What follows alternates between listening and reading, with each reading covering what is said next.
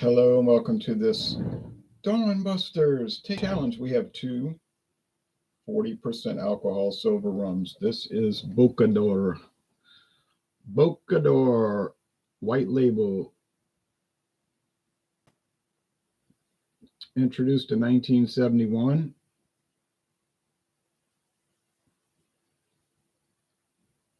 Produced in the Caribbean somewhere, bottled in Philadelphia by Jaquins, or as they say here, Worldwide Distillers Company. Original Superior, of course, is superior. That means it's better than anything. Ron Superior, Superior rum. So this is a great rum, self-proclaimed, but it was only $8.99 for the liter. So amazing what you can find when you're not really looking. I was at Don's country store for something else, and I saw this, and I thought, oh man, $8.99, I'll get it. And then they had the 151 proof, but I didn't buy that. That's too strong. I'm not buying that. So that's it. Never saw it again in Louisiana. Never saw Bocador again in my life. There's a bunch of medals that it never won. Just put that on the bottle. Remember, it's superior. Now here's the competitor, Calypso, which has been giving me all kinds of trouble. There's Calypso Silver with Mrs. Captain Morgan on the bottle, on the label. A pirate commander or a buccaneer, and she got no relationship to Calypso, really. Well, maybe some relationship, but not anything significant. So the label doesn't match the name or the story on the back, which is a story about Greek mythology. Okay, and the Odyssey. But anyway, you get some of these off-the-wall brands, you get some off-the-wall information. $5.89 for this bottle. $5.89 for a full-size bottle. Not joking. Not even joking. I've gotten 3 right and 5 wrong. In these 8 taste challenges so far, I've gotten it right 3 times and wrong 5 times. That's pretty bad, huh? It's bad, but it's true. It's sad, but really don't know what else to do about it except to keep, going forward with it. So they're both that's enough. I poured in, going forward with it. So they're both that's enough. I poured enough, not much. Well, it might be enough. They're both silver.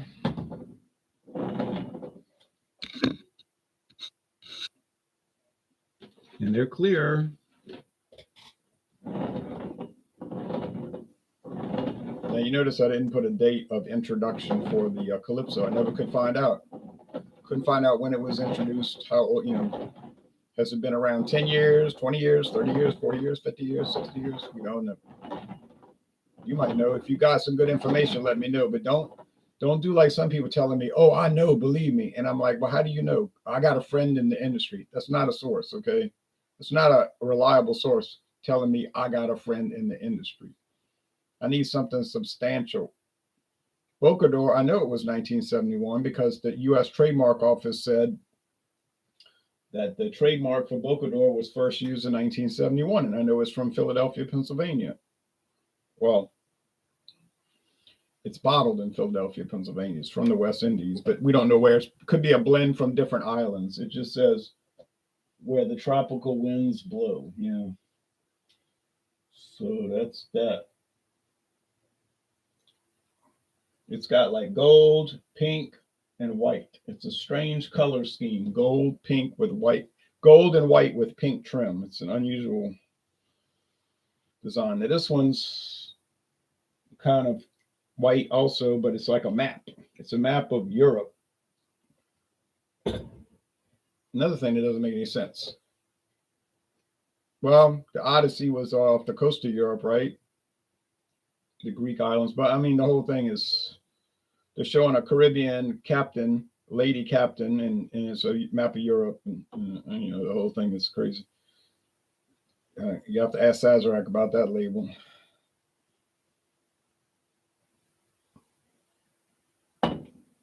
I think it's a newer label. I think I saw some older labels from years ago on a image search.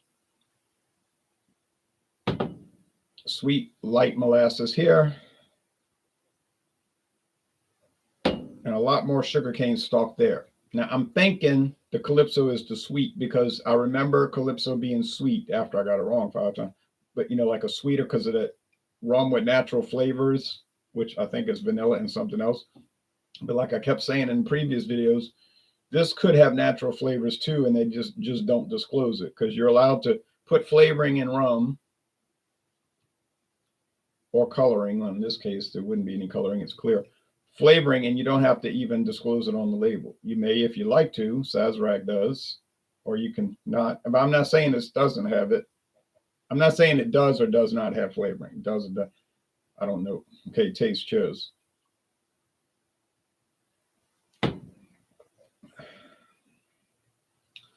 It's pretty stalky, meaning a lot of sugarcane stalks on that one.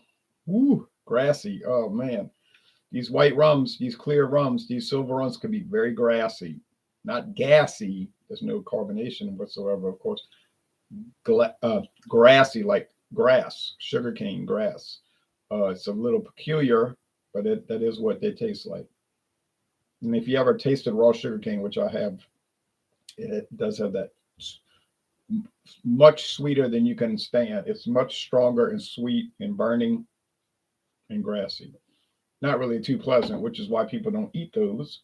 It's taken to a refinery and processed into sugar, the table sugar, sucrose, powdered sugar, confectioner's sugar, brown sugar, which is sugar and molasses mixed together, dark molasses, as they call blackstrap, medium, light molasses. Okay.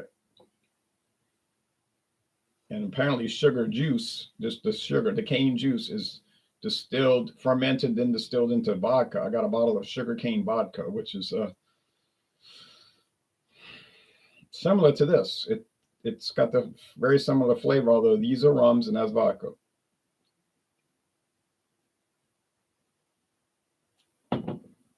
I think if you gave it to somebody, they wouldn't know the difference. They might, but I don't see how. Maybe these have a little bit more vanilla in them, and the sugarcane vodka doesn't. It's just pure sugarness. These two, are they very different one from another? No. Price is similar, meaning less than $10. And this is less than $10 for a liter at the time of purchase. Now, you understand? I'm sure the price is going up because years ago when I bought it. And it was nearly 2 years ago when I bought that. It'll be 2 years in May. So price subject to change. I'm just going by what I paid, $5.89 and $8.99, $7.50, 1,000 milliliters a liter. Do I like both? Yes. They're simple, they're enjoyable, easygoing, smooth, sugary, a little bit of grassiness.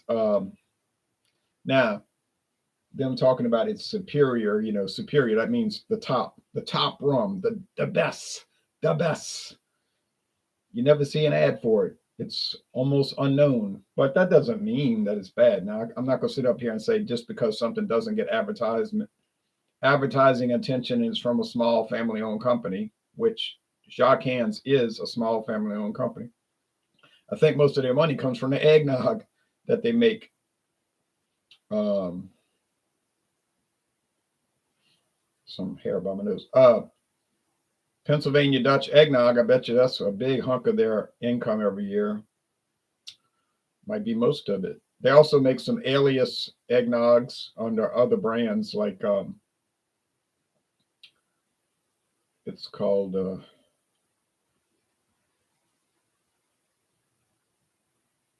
like Dairyland Farms. They sell it at all like Aldi and Trader Joe's and Total Wine and More. Like it's not related to to Pennsylvania Dutch, but it's made by them. It's the same people, Philadelphia, Pennsylvania, and they use an alias name, and it tastes the same body, kind of thin bodied, and I guess it's to get you to buy 3 different brands instead of one. Winter Haven Farms, that's what it's called, Winter Haven Farms.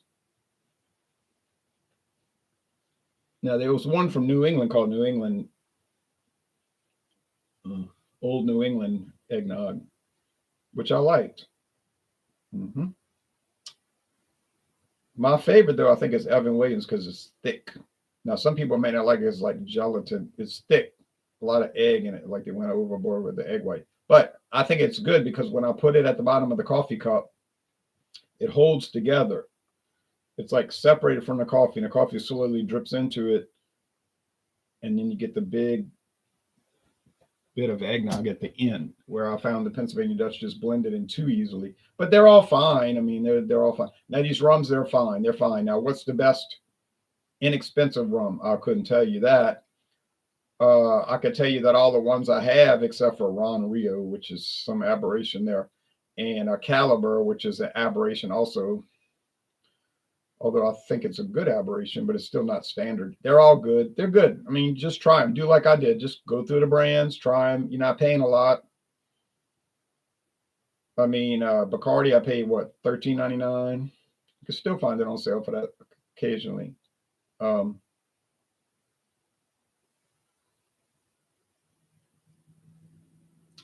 mean,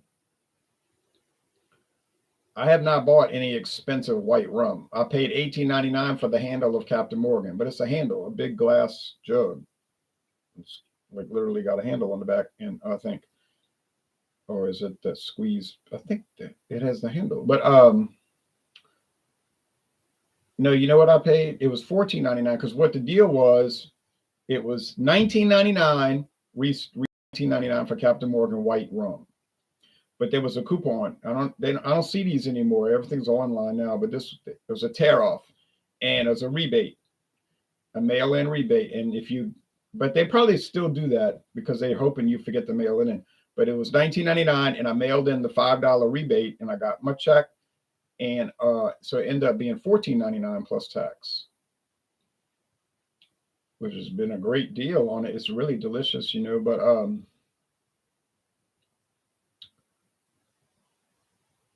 yeah, you probably pay it now. You probably pay $21.99 for Captain Morgan White Label, unless it's on sale somewhere.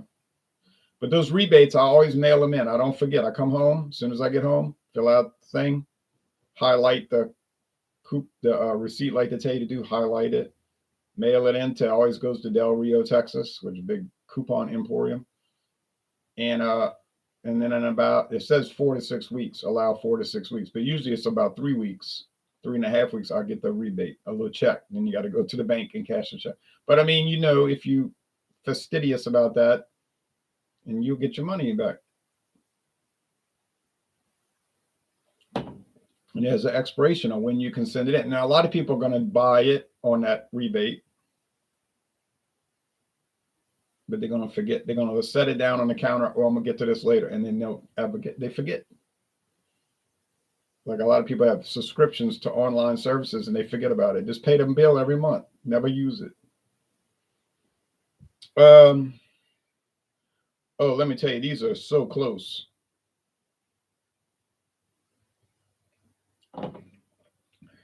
You say which one's better? I think I prefer this one because it's sweeter. It's more sugary, but they're both fine. No problem at all. I'm going to say this is the Calypso because of the sweetness. But no, it's the Bocador because of the sweetness. So now I'm 3 and 6. Now it's becoming hopeless now at this point. It's really becoming hopeless. I mean, I just cannot tell.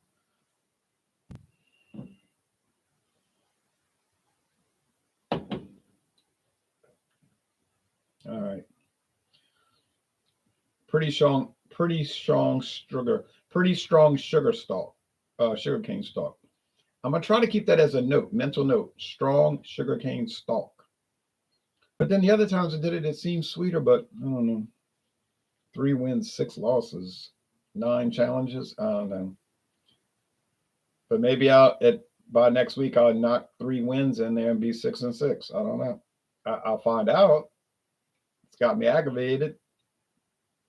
I guess it's just a compliment to the Calypso. It's got an unimpressive label, a very low price, which makes you think it's not going to be good, which is what it made me think. It gets no advertising, no promotion. Oh, I mean, you might go to a liquor store and they'll have this month only Calypso rums, have like a little billboard thing that they put up sometimes. But otherwise, you wouldn't see anything for this. It's just on the shelf, obscure and ignored. But there it is, going into competition with all these other clear rums, and I can't tell it apart, which is a strong argument for it. Because if you pay in a low, low price, like I paid $5.89 of all things,